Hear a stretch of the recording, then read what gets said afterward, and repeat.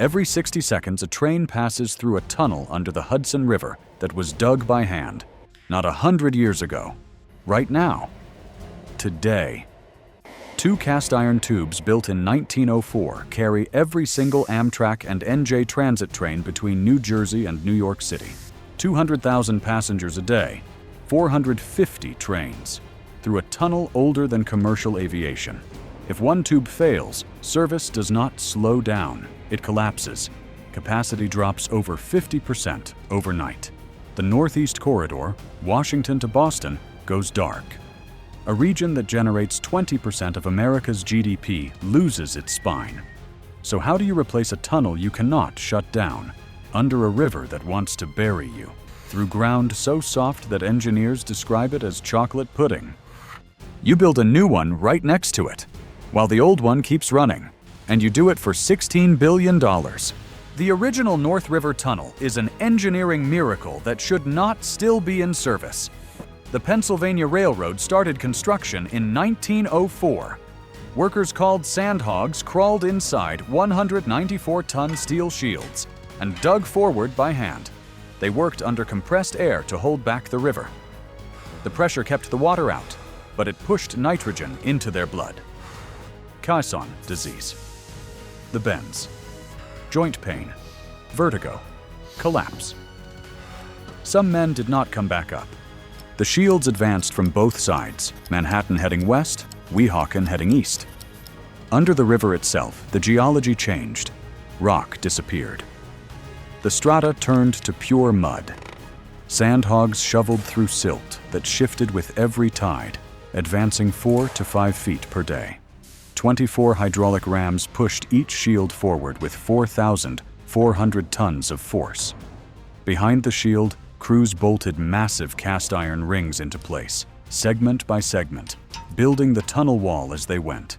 2 tubes, 6,100 feet each, meeting in the middle, under a river, with no GPS, no laser guidance, no digital survey. They did it with plumb bobs and mathematics. The tunnel opened November 27, 1910. It has not stopped running since. Then came Sandy, October 29, 2012. The storm surge overtopped the Manhattan bulkhead at 12th Avenue. Water poured into the Long Island Railroad's West Side Yard, found the ramp that leads down to the tracks, and followed gravity straight into the North River Tunnel. 13 million gallons of seawater filled both tubes. The tunnels became drainage ditches for Midtown Manhattan. When the pumps finally cleared the water days later, the damage was already done. Not from the flood itself, from what the ocean left behind. Chlorides and sulfates soaked into the century-old concrete bench walls. Salt corroded the reinforcing steel from the inside. The rebar rusted. The concrete cracked. Pieces of the bench wall fell onto the tracks in 2014, shutting down service. In 2015, power cables exploded after contact with seeping water. The salt is still in the walls. It cannot be removed. It can only be managed until the tunnel is replaced. Amtrak estimated less than 20 years of functional life remaining. That was 2014. The clock is running. The Hudson Tunnel Project is 10 construction packages assembled into one $16 billion operation. The mission: bore 2 new tubes under the Hudson, connect them to Penn Station, then take the old tunnel offline and rebuild it from the inside. When finished, 4 tracks will exist where 2 stand today. The project stretches 2.4 miles from a portal at Tennelle Avenue in North Bergen, New Jersey, through the Palisades Ridge, under the Hudson River, and into Manhattan's west side. The first problem is the Palisades themselves. The Bergen Palisades are a wall of diabase, volcanic rock formed 200 million years ago when magma intruded into sandstone. Dense, hard, among the strongest rock in the northeastern United States. The TBMs have to grind straight through it for a mile. 2 heron-necked tunnel boring machines, custom-built in Schwanau, Germany, are the answer. Each one weighs 1,680 tons, That is roughly the weight of 12 blue whales lined up nose to tail. The cutter head measures 28 feet, 8 inches in diameter. The gantries, the trailing equipment trains, stretch 500 feet behind each machine. A football field and a half of moving factory. Over 1,000 sensors run through each TBM, tracking position underground, monitoring air quality, measuring wear on the cutting discs that chew through the rock face. These machines do not just dig, they build the tunnel as they go. The cutter head rotates, grinds the rock, and pushes forward. Behind the head, hydraulic arms lift precast concrete liner segments into position and bolt them into rings. Each completed ring extends the finished tunnel by about 5 feet, 30 feet of new tunnel per day, 1 mile of twin tubes in roughly a year, including the days when everything stops, so crews can replace worn-out cutting discs inside the head. The machines shipped from Germany to the port of Newark via Antwerp. Each one had to be disassembled, loaded onto cargo vessels, transported across the Atlantic, trucked to North Bergen, and reassembled at the launch site. That process alone took months. 2 years of site preparation came before the first component arrived. Workers built a new roadway bridge over Tonnelle Avenue to create the access point. They excavated a launch box at the base of the Palisades, a massive open pit where the TBMs would be assembled and pointed at the rock face. At the far end of the first mile in Hudson County near Hoboken, crews are building the retrieval shaft. 130 feet in diameter, the TBMs will bore through the Palisades and arrive here. To build the shaft, engineers first installed slurry walls, deep underground barriers made by digging a narrow trench, filling it with liquid bentonite slurry to keep the walls from collapsing, then replacing the slurry with reinforced concrete. The result is a watertight perimeter that holds back groundwater, while crews excavate 120 feet straight down. This shaft is not just a destination, it is a transition. The Palisades section is hard rock. The TBMs are designed for it. But past the shaft, heading east under the river, the geology changes. The hard rock falls away, and the nightmare begins. I'm looking at the Hudson River from Manhattan's shoreline. Somewhere under the surface, about 30 feet below the waterline, the riverbed is made of silt. Not rock, not clay, silt. Material so soft, so unstable, that an engineer on the project described it as chocolate pudding. A TBM cannot operate in it. The machine would churn the ground into liquid, the riverbed would collapse onto the tunnel, and the bore would flood.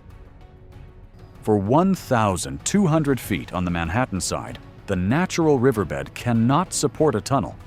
This is the most dangerous stretch of the entire project. The solution is radical.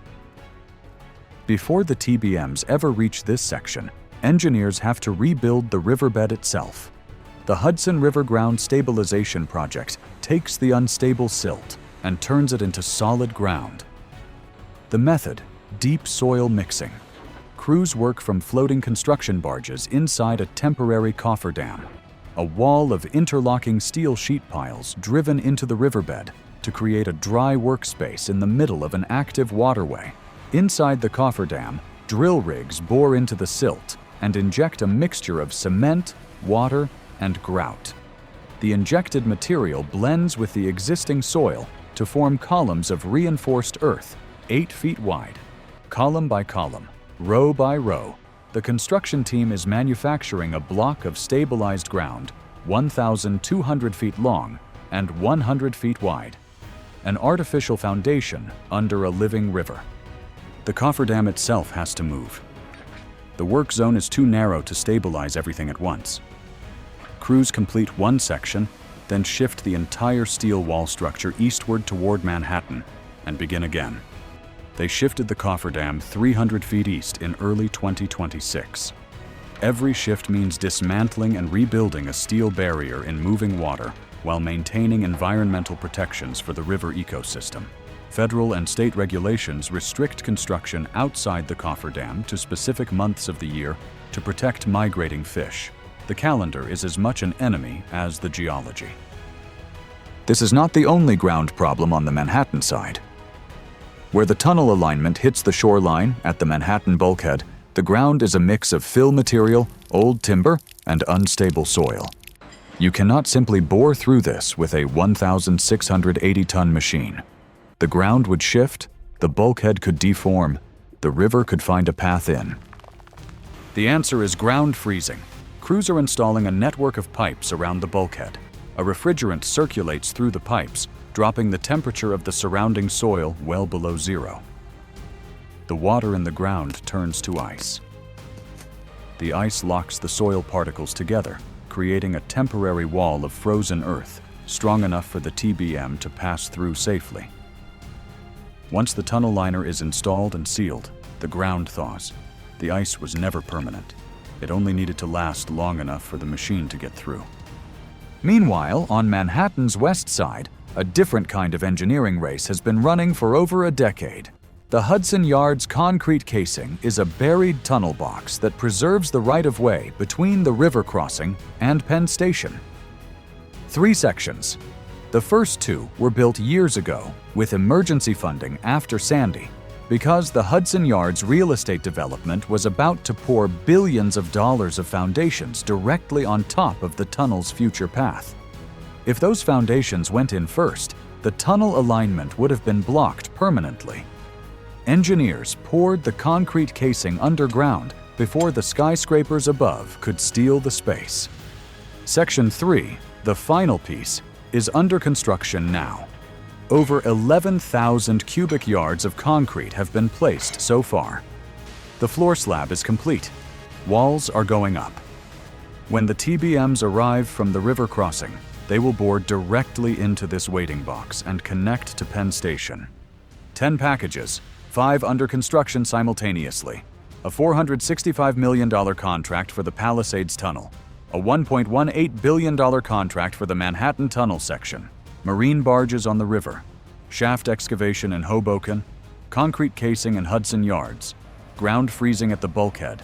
And 1,000 workers who were sent home for 2 weeks in February 2026, when federal funding was frozen. Then brought back when a court order released $235 million and restarted the clock. The project sits at a crossroads right now. The TBM components are on site. Assembly is underway in North Bergen. Boring is scheduled to begin within months, but the contracts for the main river crossing, the heart of the tunnel, have not been awarded. The funding uncertainty has delayed them. The engineering is ready. The ground is being prepared. The machines are waiting. Whether they launch on schedule depends on something no tunnel boring machine can solve. Here is what stays with me. In 1904, sandhogs pushed 194-ton shields through this same riverbed with hydraulic rams and shovels. They advanced 5 feet on a good day. They breathed compressed air that poisoned their blood. They bolted cast iron rings together by hand under a river they could not see. That tunnel is still carrying trains. 115 years later, it is broken, corroded, and running on borrowed time, but it is still carrying trains. Now, engineers are sending 1,680-ton machines with 1,000 sensors and computer-guided navigation to bore through the same ground, install precast concrete liners at 30 feet per day, and build a tunnel designed to last another century. The machines have changed. The geology has not. The same silt that nearly buried the sandhogs is the same silt that engineers are freezing and stabilizing right now. The Hudson does not know what century it is. It does not care. The river just pushes back, and it will keep pushing back long after these tunnels are finished. If this project connects with the way you think about what holds a country together, subscribe. The tunnel nobody talks about is the one everything depends on.